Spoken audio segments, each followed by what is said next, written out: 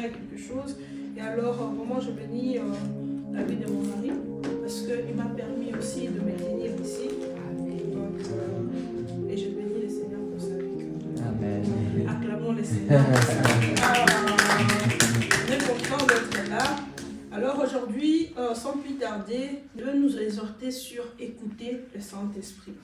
Je vais être très bref, mais le Saint-Esprit va vraiment nous aider en fait, que nous puissions saisir ce qui nous a permis de partager aujourd'hui. Alors, comme je disais, nous allons parler, écouter le Saint-Esprit. Avant de pouvoir entrer dans le vif de notre sujet, j'aimerais que nous puissions définir quelques termes. Ok? Nous prenons les dictionnaires. Le dictionnaire, je ne vais pas dire que le Seigneur m'a dit de définir comme ça. On va définir selon le dictionnaire. Et alors, nous allons définir trois termes. Okay? Nous allons commencer par entendre. Et alors, comme je disais, ce n'est pas une définition que le Seigneur m'a donnée, mais c'est vraiment ce que je prie dans le dictionnaire. Alors, entendre, c'est percevoir un son, c'est-à-dire que le son vient vers toi. C'est-à-dire, je suis ici, j'attends la porte qui bouge là-bas, j'ai entendu, je n'ai pas fait d'effort pour que ce son arrive jusqu'à moi. Okay? Alors, c'est-à-dire que c'est quelque chose qui vient à moi, c'est passif. Donc, et pour avancer, nous allons définir un autre terme. J'aimerais que vous puissiez retenir ces trois termes parce que notre exhortation va tourner autour de ça. Et par la suite, j'aimerais que nous puissions définir discerner. Alors, comme le Saint-Esprit est bon, à la NRCC précédente, les serviteurs de Dieu, Freddy et Léon, avaient déjà défini cela. Ils ont dit discerner, c'est identifier. Donc, il y a plusieurs d'autres définitions, mais on va prendre ça parce qu'on nous a déjà prêché sur ça et c'est bien parce que ça nous permet aussi de réfléchir la prédication. Donc, c'est-à-dire que discerner, c'est identifier. Quand tu entends, après tu identifies. Je peux entendre ici un son, après je me rends compte que non, j'identifie ces sons, je dis non, en fait c'est la sonnerie d'un téléphone. Parce que après avoir entendu, il faut identifier. Et alors, le dernier terme à définir ici, ça va être écouter. Finalement, on a défini entendre, discerner, mais finalement, c'est quoi écouter? Alors, écouter, c'est s'appliquer à entendre. C'est-à-dire que prêter attention à un son. C'est-à-dire que tu peux entendre ça faire des efforts, mais quand tu veux écouter, c'est-à-dire tu te concentres, tu veux entendre, donc tu t'appliques. Et dans les études ou encore de gens qui connaissent un peu les termes, on parlera même de l'écoute active. C'est-à-dire de l'écoute active, c'est-à-dire que tu sais un concept qui fait que tu es là, tu écoutes une personne d'une certaine manière. Mais bon, ce n'est pas les cours aujourd'hui. Donc, voilà un peu. Alors, comme je disais, j'aimerais qu'on puisse avoir ces trois termes en tête. Aujourd'hui, ici, nous allons parler d'écouter l'Esprit de Dieu. Mais finalement, c'est quoi écouter l'Esprit de Dieu? Ok. Alors, pour un peu laisser que ces trois termes restent un peu, on va illustrer cela par une histoire biblique. Nous allons prendre le livre de 1 Samuel 3, 5 à 6, si quelqu'un peut nous le lire. Alors quelqu'un d'autre peut prendre 1 Samuel 3, 8 à 11. J'ai lu en Jésus 1 Samuel 3, 5 à 6. Amen. Amen. Et il courut vers Élie et dit, mais voici, car tu m'as appelé. Élie répondit. Est-ce que tu peux commencer plutôt à 4, comme ça on comprend mieux. Après. Alors l'Éternel appela Samuel. Il répondit, mais voici. Et il courut vers Élie et dit, mais voici, car tu m'as appelé. Élie répondit, je n'ai point appelé. Retourne te coucher. Et il alla se coucher. L'Éternel appela de nouveau Samuel. Et Samuel s'éleva, alla vers Élie et dit, « Me voici, car tu m'as appelé. » Élie répondit, « Je n'ai point appelé mon fils, retourne te coucher. » Alors, quelqu'un veut bien continuer directement au verset 8? Verset 8. Oui. L'Éternel appela de nouveau Samuel pour la troisième fois. Et Samuel se leva, alla vers Élie et dit, « Me voici, car tu m'as appelé. » Élie comprit que c'était l'Éternel qui appelait l'enfant, et il dit à Samuel, « Est-ce que vous pouvez juste vous arrêter là? Après, vous allez continuer. Alors, ici, c'est l'histoire de Samuel. Je pense que tout le monde connaît un peu. Bon, si tu ne connais pas, c'est pas grave. Tu vas rentrer à la maison, tu vas lire la Bible, tu vas connaître. Donc, c'est l'histoire de Samuel. Ici, la Bible dit que l'Éternel a appelé Samuel 3 fois. Donc, Samuel a entendu une voix. Il dormait. C'est comme je dis tout à l'heure, on est ici, la porte peut bouger, on va entendre. Il était en train de dormir, il a entendu une voix. Et lorsqu'il a entendu une voix, directement, lui, il s'est réveillé, il est parti vers Élie. « Tu m'as appelé, me voici. » La première fois, Élie lui a dit, « Je ne t'ai pas appelé. » Il est parti se coucher, et c'est là jusqu'à 3 fois. Et j'aimerais ici, comme j'ai dit tout à l'heure, entendre, c'est-à-dire que tu aperçois un son. Pendant qu'il dormait, qu'est-ce qu'il a fait? Il a entendu. Il n'a fait aucun effort. Parce que d'ailleurs, la Bible dit qu'il était en train de dormir. Comment tu fais pour faire l'effort quand tu dors? Même pour ronfler, tu ne fais pas d'effort. Donc, il était en train de dormir. Et alors, ici, lorsqu'il a fait ça 3 fois, Élie a compris que, bon, si je ne l'appelle pas, c'est-à-dire que quelqu'un l'appelle. C'est-à-dire que quelqu'un l'appelle. Et alors ici, on a remarqué que Samuel, à 3 reprises, il n'a pas pu identifier. Ou alors, il a associé, on peut dire que l'Éternel a utilisé, on pourrait dire que l'Éternel a utilisé peut-être la voix d'Élie pour appeler Samuel. Okay? Parce que quand les diables a parlé, Pierre a dit à Jésus que Dieu l'épargne de la mort, hein? que cela n'arrive pas, que la mort n'arrive pas. Et alors Jésus a dit, arrière de moi Satan. C'est-à-dire que Jésus avait discerné à ce moment-là que la voix qui est en train de sortir de Pierre n'est pas Pierre, mais c'est le diable qui veut m'empêcher d'accomplir la mission de mon Père. Alors ici, on peut dire que Dieu a utilisé peut-être la voix d'Élie pour appeler Samuel. Et on peut aussi dire que c'était une voix inconnue de Samuel. Dans tous les cas, il avait entendu une voix. Et lui, il a directement associé cette voix à la voix d'Élie. Raison pour laquelle il est parti. Mais Élie, il a compris, il a dit non, cet enfant, il est en train d'entendre une voix. Si je ne l'ai pas appelé, c'est-à-dire quelqu'un l'a appelé. Et Élie, qu'est-ce qu'il a fait? Il a dit, comme la Bible dit que Samuel c'était un enfant. Ça c'est très important. Il a dit c'était un enfant. On sait que lorsqu'un enfant est incapable de faire quelque chose, il a besoin d'aide de quelqu'un qui est plus apte à faire cette chose-là. Alors, Élie, qu'est-ce qu'il a fait? Il a aidé à identifier, donc à discerner cette voix. Il lui a dit simplement, si on t'appelle à la porte, qu'est-ce que tu vas dire? Seigneur, me voici. Donc il lui a donné une information. En fait, la voix qui est en train de t'appeler, ce n'est pas moi, mais c'est le Seigneur.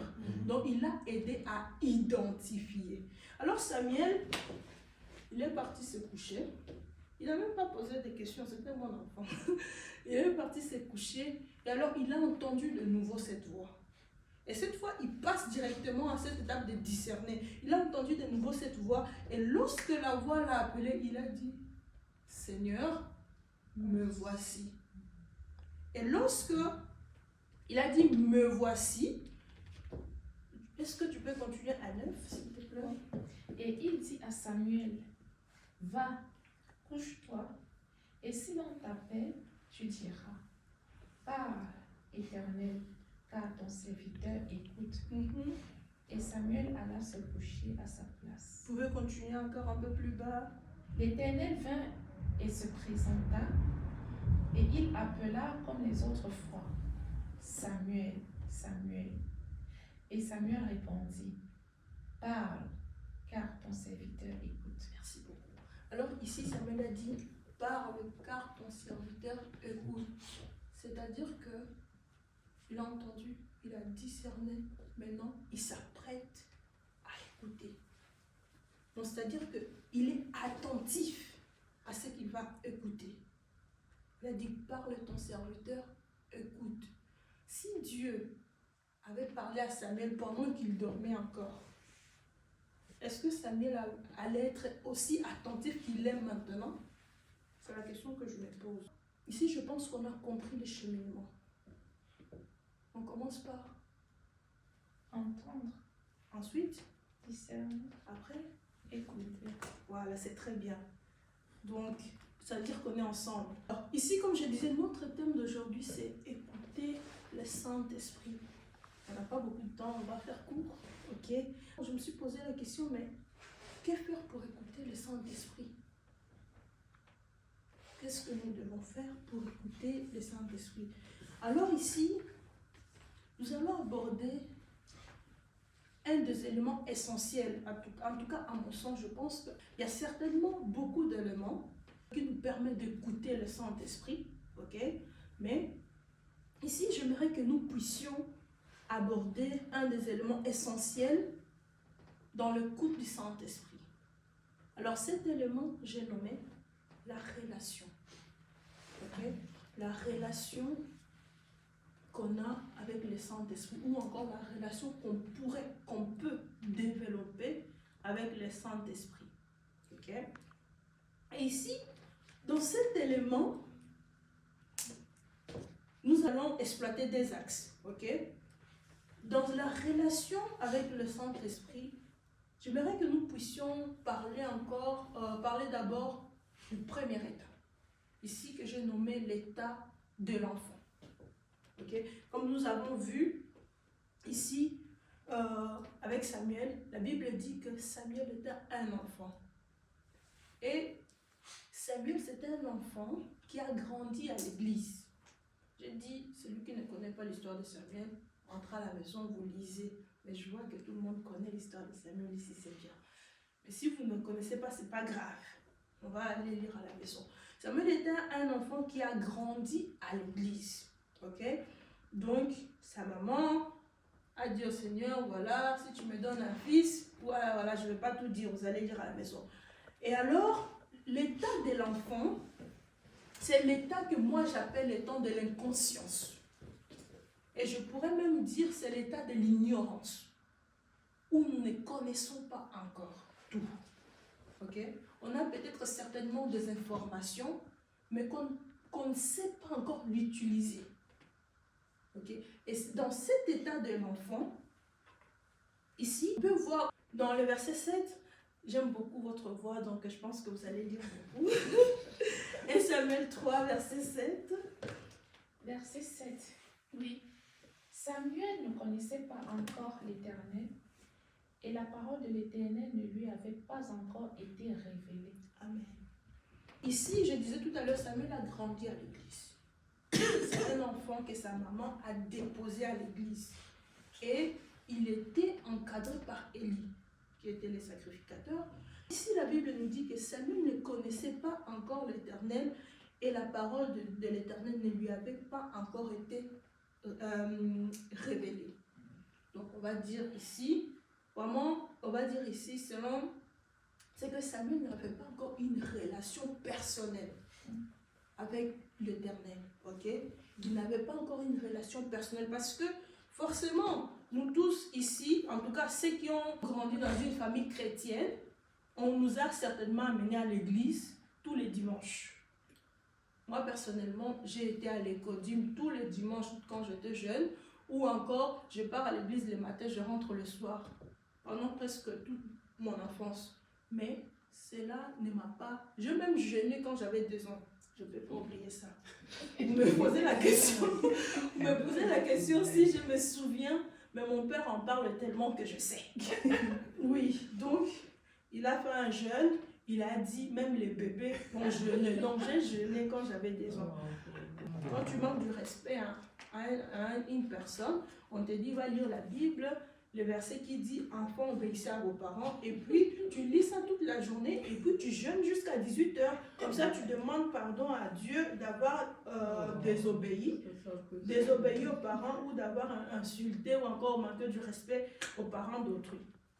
Donc, tout ça, je l'ai fait quand j'étais plus jeune, mais cela n'a pas fait que j'ai une relation avec Dieu. Donc, c'est-à-dire, ici, j'étais dans l'état de l'enfant. Ok? Donc, j'ai été à l'église, j'ai jeûné, j'ai lu même la Bible. Mais cela n'a pas fait que j'ai une relation avec Dieu. Et la Bible dit dans le livre des Galates, 4, 1, 2, ah, magnifique. Je ne peux même plus dire. La Bible dit dans le livre des Galates, 4, 1, 2.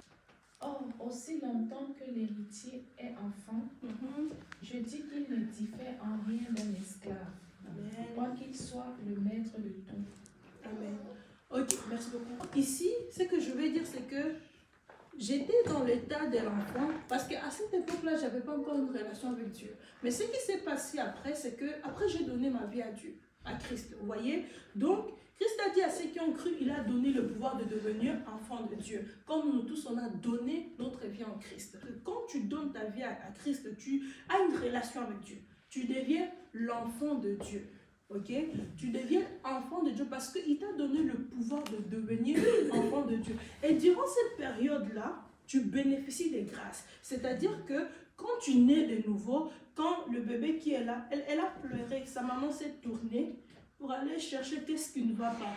Mais je pense que maintenant, tel que nous sommes adultes, si on pleure, vous comprenez. Donc, c'est pour dire que quand tu es enfant, tu bénéficies des grâces, c'est-à-dire que tu es dans une période, dans l'état de l'enfant, tu es dans une période où on s'occupe de toi. Ok? C'est-à-dire que tu es dans une période où on t'enseigne. Tu es dans une période où on te donne du lait pour fortifier tes os. Mais le problème avec cet état de l'enfant, c'est un état de l'inconscience où on te donne, on est en train de te former, on est en train de te prêcher, on est en train de te donner la nourriture qu'il faut pour ton âge. Mais le problème aujourd'hui avec cet état, c'est que nous, les chrétiens d'aujourd'hui, c'est qu'on aime l'état de l'enfant. Parce que c'est un état où tu ne fais pas d'effort. C'est dans une période où tu ne fais pas d'effort, c'est-à-dire que tu vis par grâce. Tu t'es dit que nous sommes dans une période de grâce, donc tu ne fais pas d'effort. Tu pries Dieu.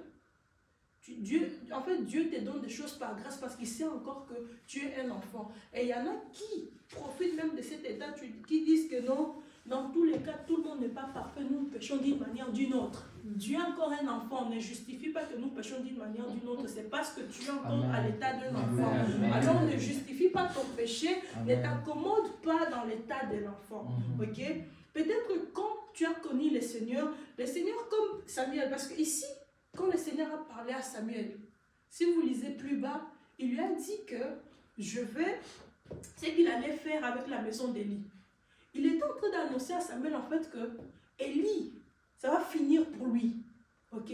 Ça va finir pour lui. Donc c'est-à-dire automatiquement, il est en train de lui dire qu'en fait, bientôt, tu vas commencer le travail pour lequel tu as été créé.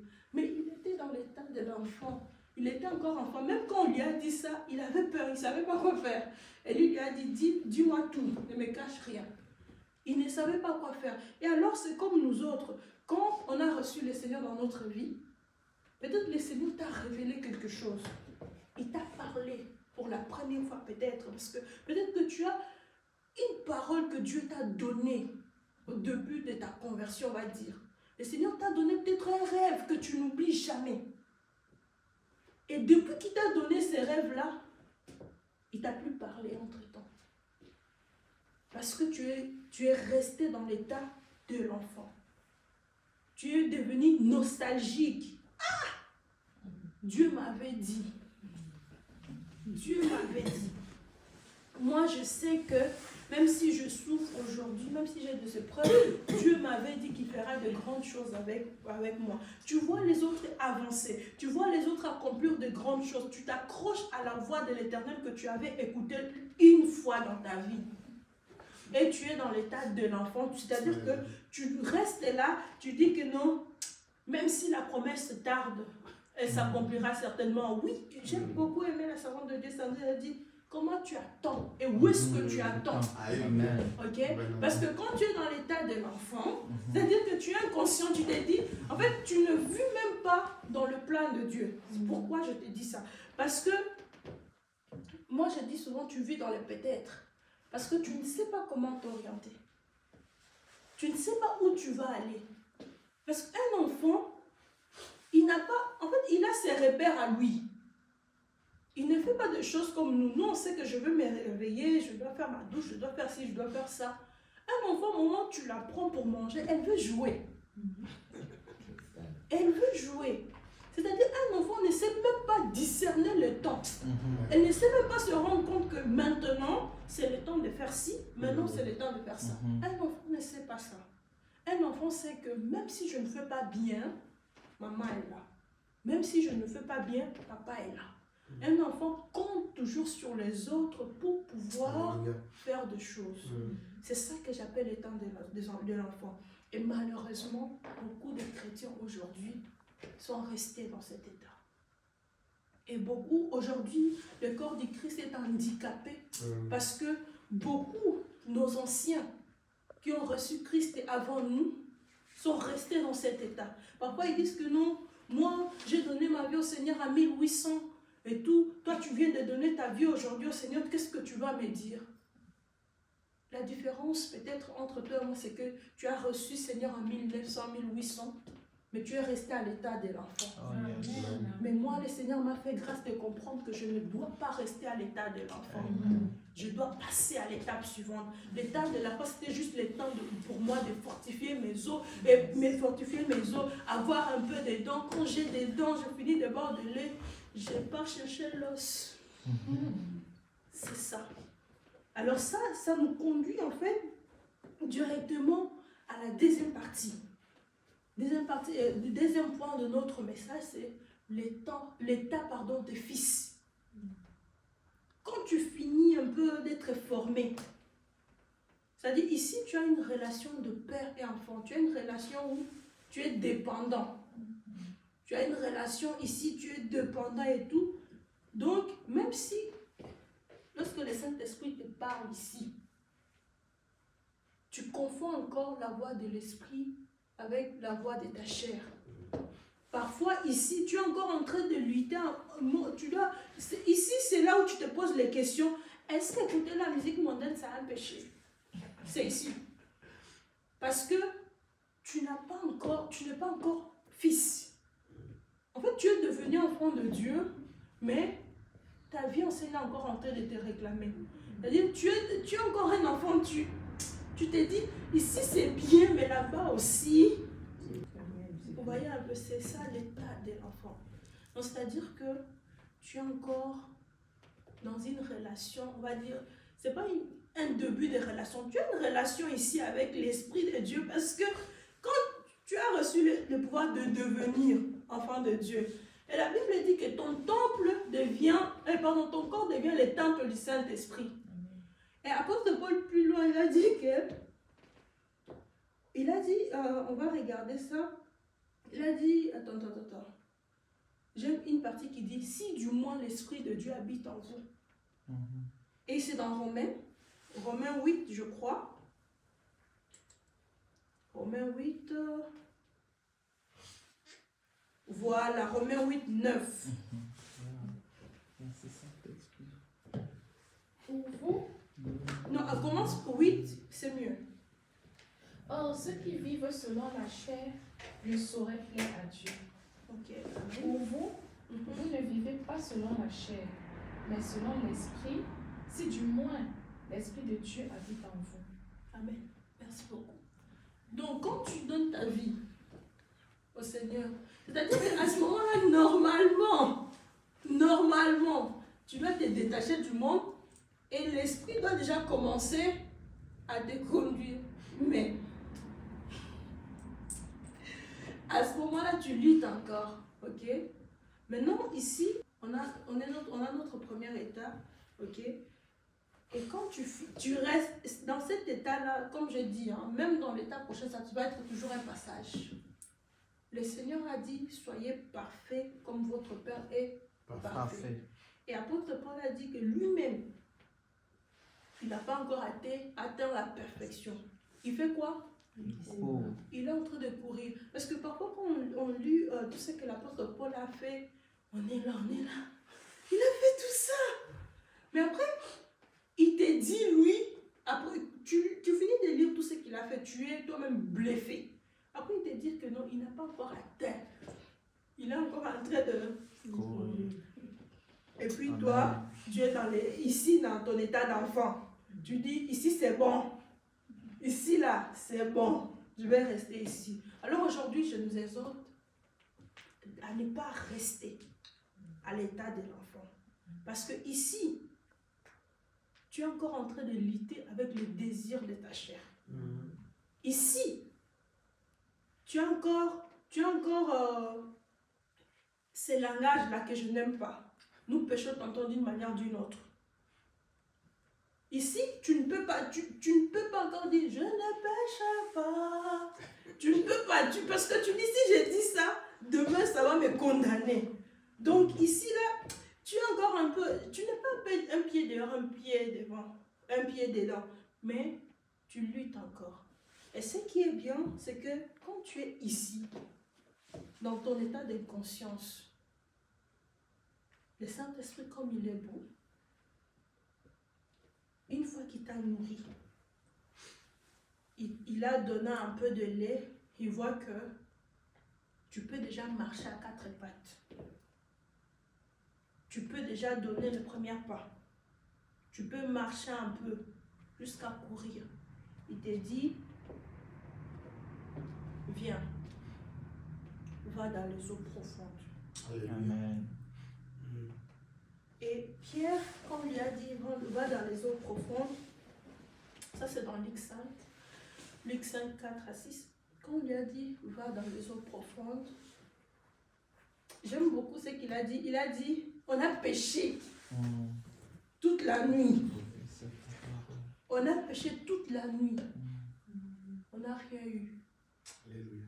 Mais c'est-à-dire ici, tu peux dire que j'ai essayé de lutter contre ma chair, j'ai essayé de laisser la musique mondaine, j'ai essayé d'arrêter un peu les commérages, de choses comme ça, j'ai essayé, mais je n'ai pas pu.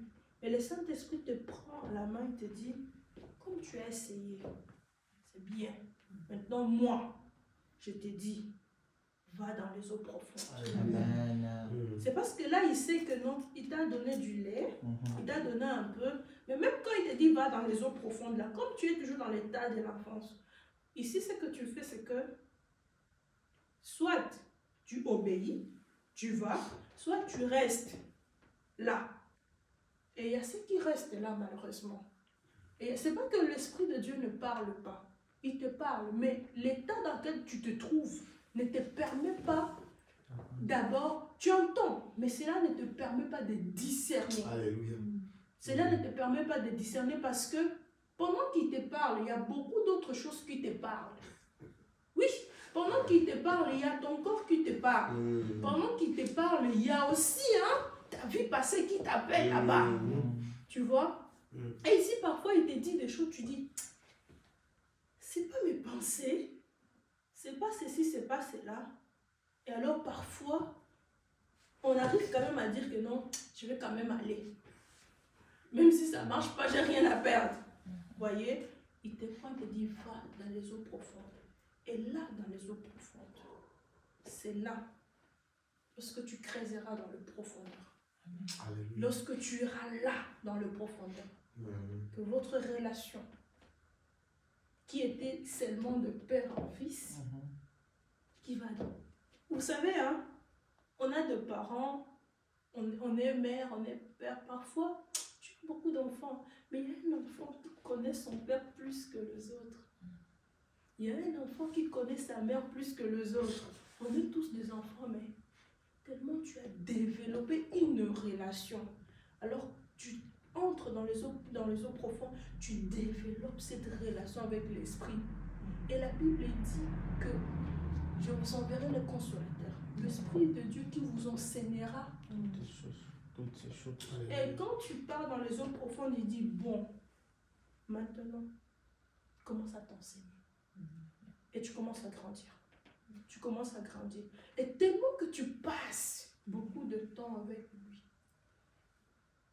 ton état d'inconscience commence à quitter. Alléluia. Commence à quitter. Et la Bible dit, mon peuple périt faute de connaissance. C'est parce que tu n'avais pas de connaissance que tu n'arrivais pas à discerner la voix. Maintenant que tu passes avec le temps avec lui, tu commences à discerner. Tu sais déjà, ça c'est pas mon corps, c'est lui qui me parle. Amen. Alors, ça fait que petit à petit, plus tu passes le temps avec, ça fait que tu passes de l'état de l'enfant à l'état du fils. Ok? Tu passes de l'état de l'enfant à l'état du fils. Et le fils est différent de l'enfant. Parce qu'un enfant ne peut pas hériter. Il est héritier, c'est vrai. Il est héritier, c'est vrai. Mais on ne peut pas encore lui donner la responsabilité de gérer son héritage. Mais le fils, c'est-à-dire c'est un enfant que le père peut donner la responsabilité de gérer. Parce qu'il a atteint la maturité. Alléluia. Il a atteint la maturité. Et alors ici, quand tu discernes, parce que le Saint-Esprit parle, il ne va pas attendre seulement, en fait il parle, et c'est toi qui n'écoutes pas. C'est toi qui n'écoutes pas. Tu entends certainement, mais tu n'arrives pas à discerner. Mais quand tu grandis, puisque tu es parti dans les eaux profondes, tu as creusé, il t'a enseigné, parce que c'est le meilleur enseignant. Il t'a enseigné. Et là, plus tu passes du temps avec lui, ça fait que tu commences à le connaître. Parfois, il n'a même pas envie de parler. Il n'a même pas besoin de parler. Amen.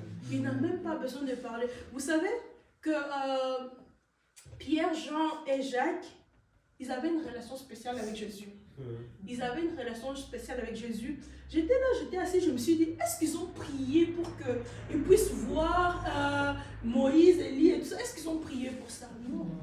C'est parce qu'ils avaient une relation, on va dire, entre guillemets, privilégiée avec Jésus. Ça les a permis de voir des choses que les autres n'ont pas vues. Amen.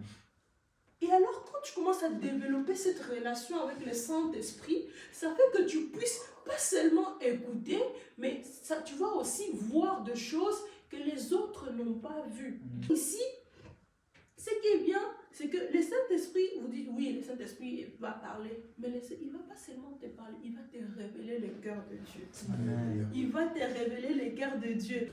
Je suis repartie un peu chez Abraham, je me suis dit, mais est-ce qu'Abraham a demandé à Dieu de lui dire, Dieu voulait, il a dit, est-ce qu'on va cacher ce qu'on veut aller faire à Abraham?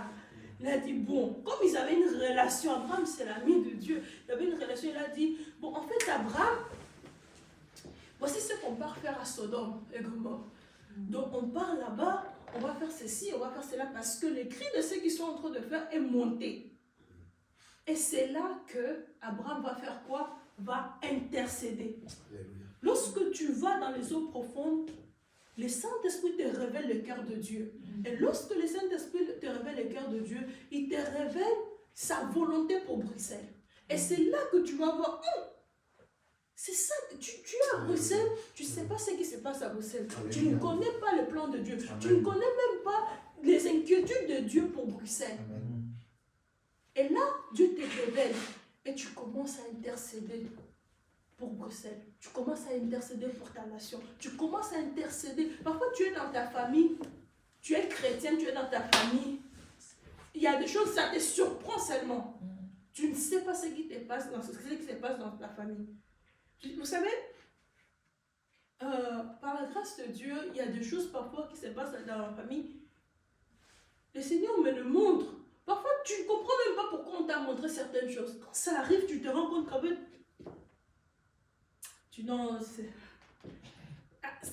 avoir une relation avec Dieu, c'est bien. Amen. C'est pas parce que c'est pas comme une baguette magique, non. C'est bien parce que dans l'intimité, Dieu va te révéler. Il a dit, avoue que moi je te répondrai. Amen. Je te montrerai les choses cachées. Ce que l'œil n'a pas vu et ce que tu n'as jamais entendu, il te le dira. Et c'est là au-delà de ce que tu imagines. Alors aujourd'hui, j'aimerais nous exhorter, ici dans l'écoute du Saint-Esprit, c'est que ne nous accommodons pas à l'état de l'enfant. Le Seigneur veut que nous puissions grandir, aller de gloire en gloire. Et même lorsqu'on est dans l'état de fils, on ne doit pas s'arrêter là. On doit aller encore. Amen. Parce qu'on peut dire aujourd'hui, j'aspire à faire ce que Paul a fait parce qu'il a gagné Éphèse. C'est bien beau. Mais Paul, qui est peut-être que tu aimes bien, on va dire ça comme ça, il voulait faire plus. Amen. Il voulait faire plus. Alors désirer encore plus. Désirer encore plus. Désirer encore plus. Et quand tu arrives à l'état du Fils, le Saint-Esprit te parle. C'est-à-dire là, tellement que tu as grandi, c'est-à-dire que l'étape de entendre, discerner et écouter devient automatique. Devient automatique. C'est plus comme Samuel que non, je dois aller demander. Non, devient automatique parce que ça devient une habitude. Et même lorsque l'Esprit de Dieu te dit quelque chose qui ne te plaît pas, tu sais que ça, c'est l'Esprit de Dieu, c'est pas quelqu'un qui... Parce que vous savez, Pierre, c'est drôle, hein? Pierre, pendant qu'il était... il a eu la vision pour aller dans la maison de Corneille. Il a eu la vision dans la maison de Corneille, on lui a dit, tue et mange. Pierre, il a dit, je n'ai jamais rien mangé de l'impur. Vous savez? Parce qu'il pouvait dire que non, ça c'est le diable qui est en train de me tenter, parce que moi je n'ai jamais rien mangé de l'impur. Mais il a dit, Seigneur, c'est-à-dire que j'ai identifié la voix que je suis en train d'écouter là, et d'entendre, pardon, j'ai identifié, j'ai discerné, et puis je dis, je n'ai jamais rien mangé d'impur. Donc, même lorsque l'Esprit de Dieu te dit quelque chose que tu ne veux pas, parce que parfois on est tellement têtu, l'Esprit de Dieu nous dit quelque chose qu'on ne veut pas, on ne va pas dire que c'est le diable qui est en train de me tenter. Non. Quand tu deviens, quand tu es à l'état de fils, tu sais que non, ça c'est l'Esprit qui me dit. Même si ce n'est pas ce que je veux, c'est lui. Parce qu'on a déjà... Atteindre la maturité. Exactement. Donc, et là, la chair a des désirs contraires à ceux de l'esprit. Quand tu as la maturité, tu deviens fils. Maintenant, c'est-à-dire que, puisque tu écoutes l'Esprit de Dieu, c'est-à-dire que c'est l'Esprit de Dieu qui va maintenant commencer à te conduire. Alléluia. Et la Bible dit que ceux qui sont conduits par l'Esprit de Dieu sont fils de Dieu. Vous comprenez? Ta chair ne va pas forcément supporter que tu fasses de jeûne chaque semaine, mais tu t'en fous. Parce que c'est l'Esprit de Dieu qui conduit ta vie. Amen. Et c'est que parce que tu écoutes l'Esprit de Dieu, tu entres dans le plan de Dieu. Et Dieu te montre la mission dans laquelle il veut que tu sois. Et lorsque tu écoutes l'Esprit de Dieu, comme je disais tout à l'heure, tu ne tâtonnes plus. Tu sais que non, je dois aller à gauche. Même si tout le monde va à droite, tu sais que non, moi, l'Esprit m'a dit d'aller à gauche. C'est là que je dois aller. Même si ce n'est pas à la mode de ce que l'Esprit te dit de faire, parce que l'Esprit de Dieu t'a dit de le faire, tu le fais parce que tu veux accomplir la volonté de Dieu. Lorsque tu grandis, tu deviens fils, tu n'as plus besoin de satisfaire le genre, tu n'as plus besoin de satisfaire ton corps. Et Paul disait que non, si je faisais encore plaisir aux hommes, c'est-à-dire que tu n'es pas serviteur de Dieu. Alléluia. Vous savez, donc c'est-à-dire que je n'ai plus besoin de satisfaire ma chair, je n'ai plus besoin de me faire même plaisir. Parce que parfois on dit à Wycliffe, va prêcher à rue Neuve, il est fatigué, il n'a pas envie. Mais l'Esprit de Dieu te dit que non, aujourd'hui, Inam est à la rue Neuve et je veux t'utiliser pour que tu puisses parler à cette âme. Même si ton corps ne veut pas, parce que tu es fatigué, mais puisque c'est l'Esprit de Dieu qui te conduit, tu vas faire quoi? Tu vas aller. Aujourd'hui, les âmes se meurent là-bas. Beaucoup d'âmes sont en train de mourir parce qu'on ne veut pas grandir. Parce qu'on veut rester, on veut s'accommoder. Dieu t'a montré une vision. Il t'a dit, il t'a montré ce qu'il veut faire avec toi. Qu'est-ce que tu es en train de faire de ça? Qu'est-ce que tu es en train de faire de ça?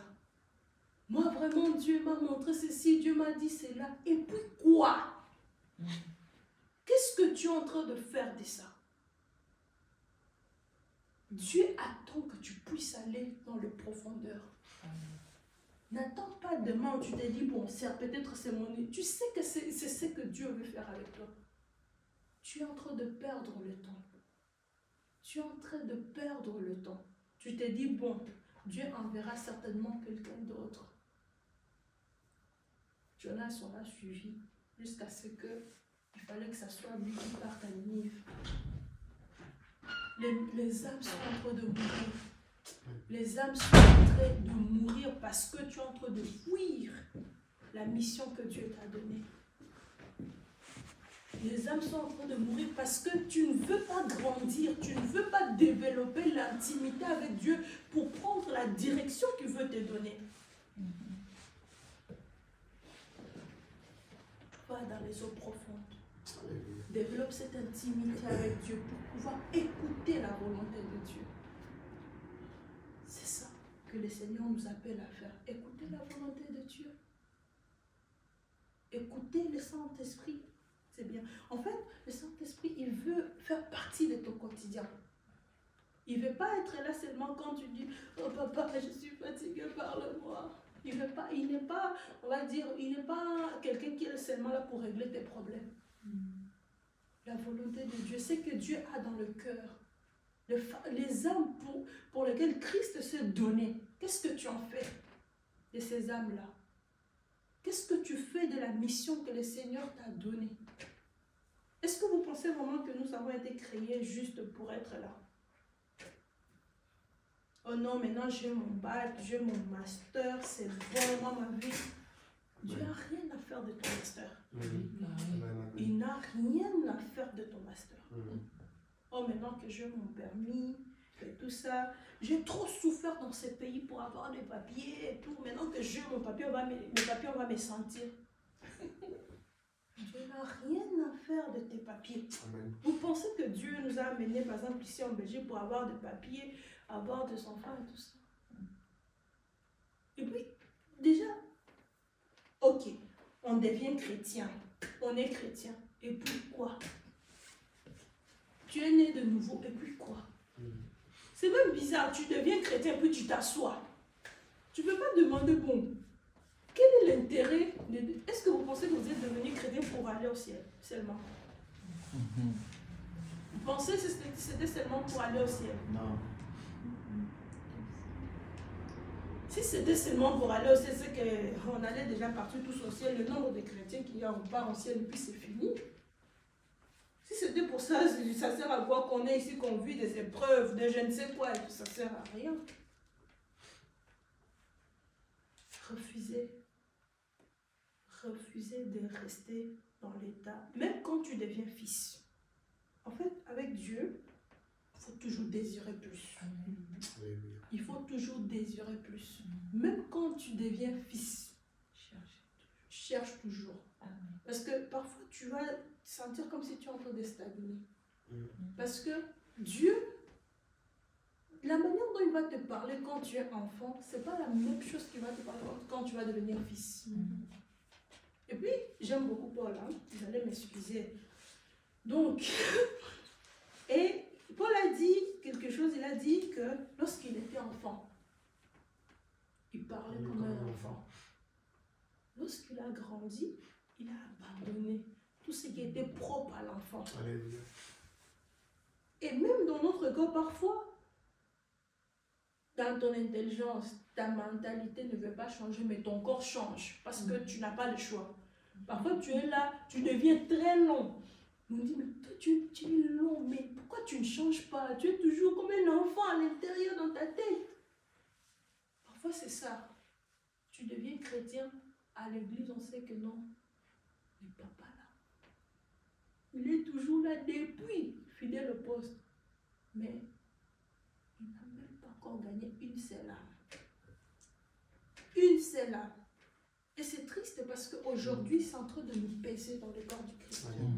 C'est en train de nous peser dans le corps du Christ parce qu'il y a des gens qui sont devenus chrétiens et qui sont restés, qui se sont accommodés. Je suis enfant de Dieu, puis c'est tout.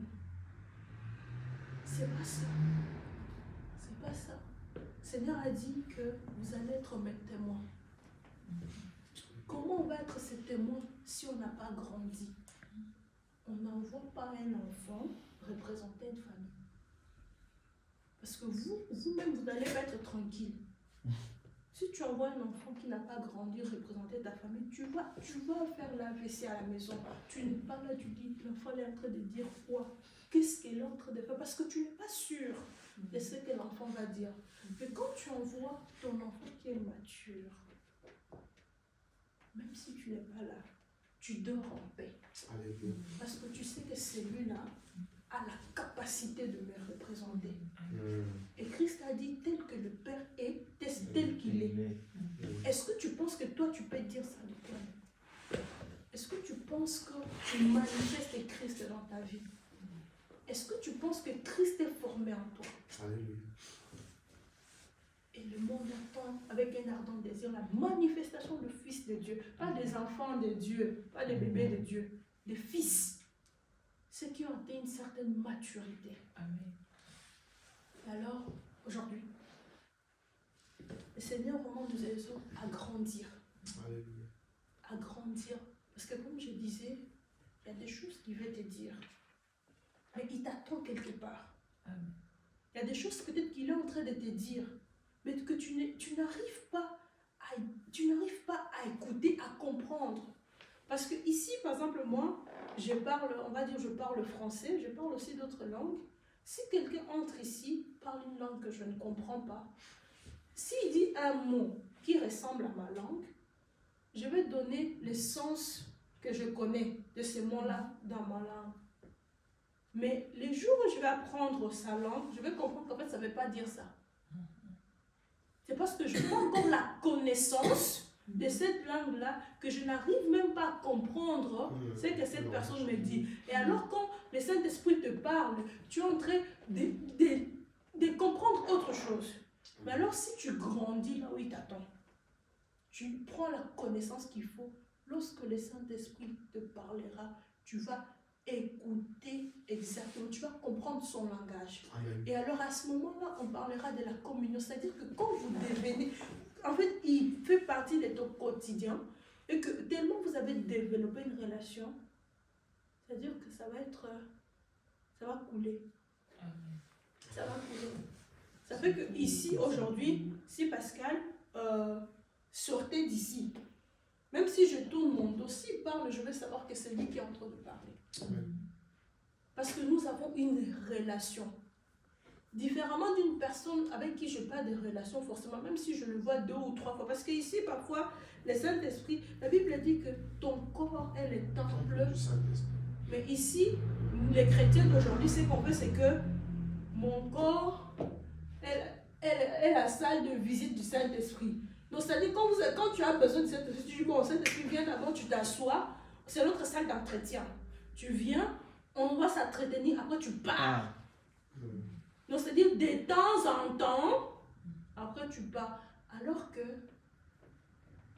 Christ a dit, je vous enverrai le consolateur.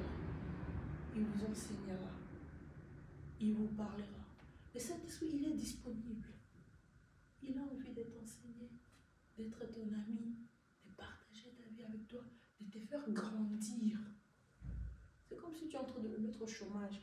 Donc, on envoie quelqu'un pour travailler, puis toi tu dis, ah, quelqu'un qui est déjà payé, et puis toi tu es là, tu ne veux pas profiter de ce que ton père a déjà payé. C'est comme si tu es SDF, tu es dehors alors qu'on a déjà payé une maison pour toi. Parce que tu es ignorant, tu ne sais pas. Vous voyez? Donc ici, aujourd'hui, pour un peu Ici, alors, la question que je me posais, c'est vrai que je parlais des états, de tous les états, l'état du Fils et tout ça. Comment, ici, maintenant, on se pose la question, oui, c'est bien Alice, tu as parlé, tu parles bien, merci beaucoup. Ici, on se posera la question, ok, on a beaucoup parlé de grandir, d'avoir cette intimité, mais finalement, comment développer cette intimité? Comment développer cette intimité? Ici, Christ, il était en train d'enseigner ses disciples. Ok, dans Jean 14, pendant qu'il parlait à ses disciples, il a dit à ses disciples que le Saint-Esprit vous rappellera ses paroles. Il a dit qu'il vous rappellera. Donc, c'est-à-dire que s'il vous rappellera, c'est-à-dire ça doit être quelque chose que tu as déjà entendu. Donc, si tu n'as pas entendu, on va te rappeler quoi? Et quand tu deviens enfant de Dieu, c'est-à-dire que tu deviens une nouvelle créature. Directement, c'est comme si tu es vide. Tu es un contenant, tu es une nouvelle créature. Tout ce qui était ancien passé. C'est-à-dire, quand tu entres en nouveau, c'est-à-dire qu'il faut que tu sois rempli. Ok? La raison pour laquelle je disais que tu es né, on doit te nourrir, on doit t'enseigner. Alors, comment développer cette intimité avec le Saint-Esprit? On va aller ni à gauche ni à droite, on développe l'intimité dans la parole. Amen. Dans la parole, même si tu dis je vais aller prier, tu vas aller prier quoi? Si tu ne connais pas la parole de Dieu. Amen.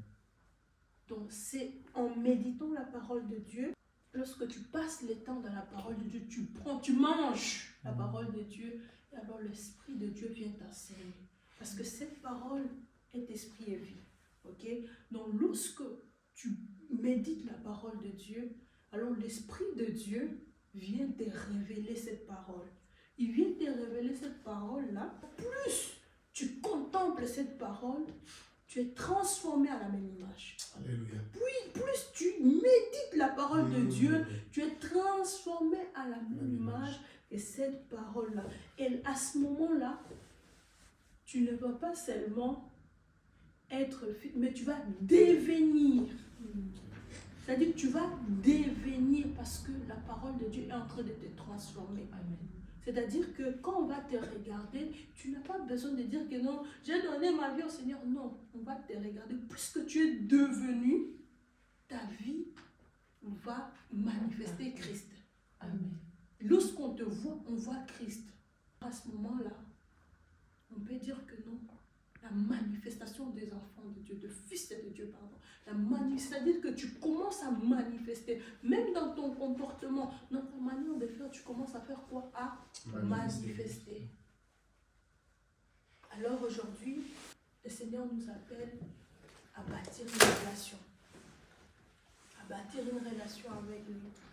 Peut-être que tu avais déjà une relation avec le Seigneur, mais que ces temps-ci, ça ne va plus. Mais le Seigneur peut restaurer. Amen. Si tu veux, le Seigneur peut restaurer cette relation-là. Tu as juste besoin de lui demander. Parce que c'est un Père qui est amour. Il t'a aimé avant que tu puisses l'aimer. Amen. Il s'est donné afin que tu sois libre. Et alors si tu lui demandes aujourd'hui, Seigneur, j'ai plus de force, j'aimerais que tu restaures, tu m'aides à restaurer cette relation. J'aimerais que tu m'aides à aller creuser dans les eaux profondes. Il va t'aider. Alors nous allons prier. Nous allons prier le Seigneur pour que le Seigneur puisse nous aider à creuser, nous aider à grandir, afin que nous puissions écouter l'Esprit de Dieu. Parce que écouter l'Esprit de Dieu t'amène à être dans le plan de Dieu, t'amène à accomplir la volonté de Dieu, t'amène justement à marcher selon ce que Dieu veut que tu marches. Et ça, c'est très important pour écouter l'Esprit de Dieu, avoir cette intimité avec le Saint-Esprit est très important parce que, comme j'ai dit tout à l'heure, si tu n'as pas cette intimité-là, tu ne pourras pas discerner et passer à l'écoute qu'il faut. Alors, la chorale va nous aider. On va prier. Grâce. Tu peux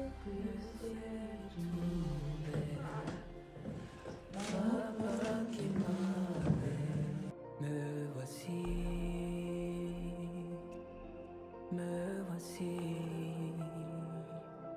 Le ciel est ouvert, papa qui m'a